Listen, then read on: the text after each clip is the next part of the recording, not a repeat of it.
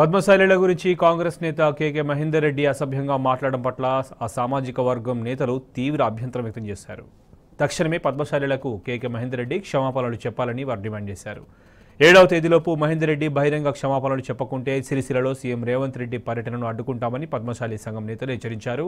అన్ని రాజకీయ పార్టీలలో ఉన్న పద్మశాలిలు ఏకమై జేఏసీగా ఏర్పడి పోరాడుతామని స్పష్టం చేశారు. ప్రభుత్వం కేసులు పెట్టినా మహేందర్ రెడ్డి క్షమాపణలు చెప్పే వరకు పోరాడుతామని చెప్పారు.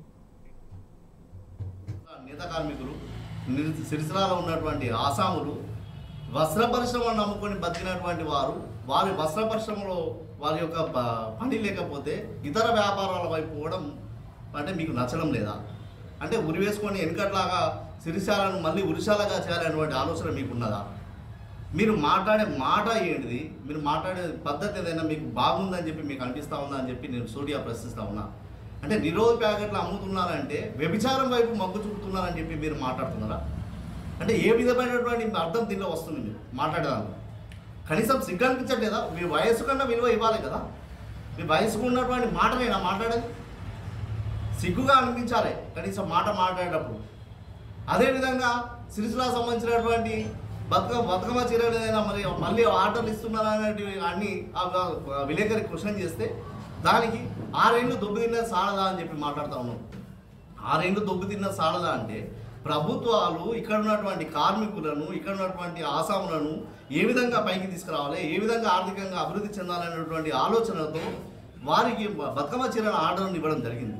ఆ బతుకమ్మ చీరలు పనిచేసి సంపాదించుకొని వాళ్ళు కొంతవరకు ఆర్థికంగా సెట్ అయ్యేటువంటి పరిస్థితిలో ఉంటే 6 ఏళ్ళు దొబ్బు తిన్న సాలదా అంటే మీ ఇంట్లో నుంచి తీసుకొచ్చి ఇక్కడ ఇచ్చినట్టు నేత కార్మికులకు ఇచ్చినట్టు మాట్లాడుతూ ఉన్నారు. కేకే మహేందర్ రెడ్డి గారు నోరు అదుపులో పెట్టుకొని మాట్లాడాలని చెప్పి నేను డిమాండ్ చేస్తూ ఉన్నా. అధికారం ఉంది కదా అని అధికారం మతంతో కళ్ళు నెత్తికెక్కి ఇష్టమైనట్టు మాట్లాడతా అంటే ఇది సరికాదు. ఖచ్చితంగా మేము సిరిసిల్ల పద్మశాలి సమాజం పక్షాన మిమ్మల్ని నిలదీస్తూ ఉన్నాం. మీరు బహిరంగంగా నేతన్న చౌక్లో క్షమాపణ చెప్పాలి. ఒకవేళ చెప్పనట్టు ఉంటే ఖచ్చితంగా మిమ్మల్ని నిలదీస్తాం. సిరిసిల్లలో మిమ్మల్ని ఎక్కడికక్కడ అడ్డుపడి సిరిసిల్లలో కాలు పెట్టకుండా చేస్తామని చెప్పేసి గుర్తు చేస్తూ ఉన్నా.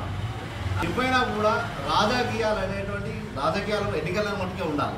ఎన్నికలలో నీకు సిరిసిల్ల పట్టణ ప్రజలు ఓట్లు వేయకపోతే మాత్రం కడుపులో ఇంత కుట్ర పెట్టుకొని సిరిసిల్ల నేతల మీద కక్ష సాధింపు చర్యగా ఈ మాటలు ఒక మీదికేమో ప్రేమగా చూపిస్తూ లోపలేమో కపట విషయం పెట్టుకొని ధృతరాష్ట్ర ప్రేమను చూపిస్తూ ఉన్నారు మీరు సిరిసిల్ల ప్రజల మీద, సిరిసిల్ల నేతల మీద.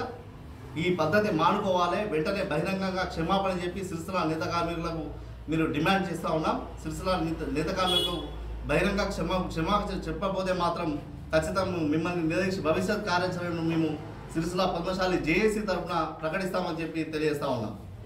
ఆ వీడియోను చూసి ఈ పెద్ద మనిషి ఎంతమంది పాపడాలు అమ్ముకుంటుర్రు,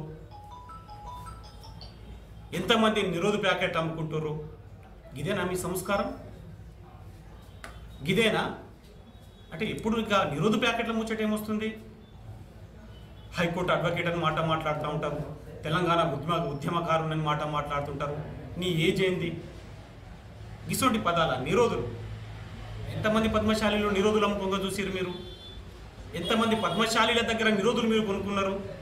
సరేనండి మహేందర్ రెడ్డి గారు, మీరు నిరోధులు వాడుతుంటే మీరు వాడుకోండి, అది మీ వ్యక్తిగతం, మేము కాదని అంటలేము మేము.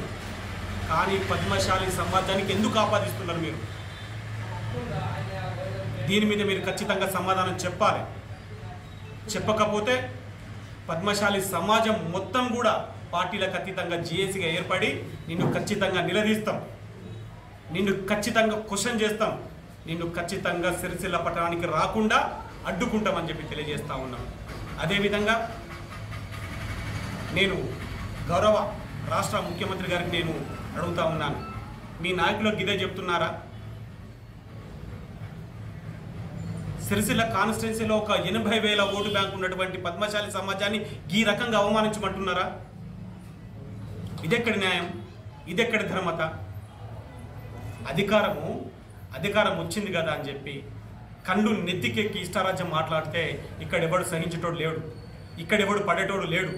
ఇష్టారాజ్యం మాట్లాడితే ఏ కోశాన ఒప్పుకుండేది లేదు. మీరు బహిరంగంగా మీరు నేతన్న చౌకాడికి వచ్చి ముక్కు నాలుగు రాసి క్షమాపణ చెప్పాలి. చెప్పకపోతే ఈ 7వ తారీఖున సీఎం గారి ప్రోగ్రాం ఉంది సిరిసిల్లలో, అదే వెమ్లవాడలో. పద్మశాలి సమాజం మొత్తం ఆ ప్రోగ్రామాన్ని మేము అడ్డుకుంటామని చెప్పి తెలియజేస్తా ఉన్నా. మీరు బహిరంగంగా బేషరతుగా మీరు ఖచ్చితంగా మీరు క్షమాపణ చెప్పాలి. ఏ కోశాన కూడా ఊపుకుండే ముచ్చట్లేదు.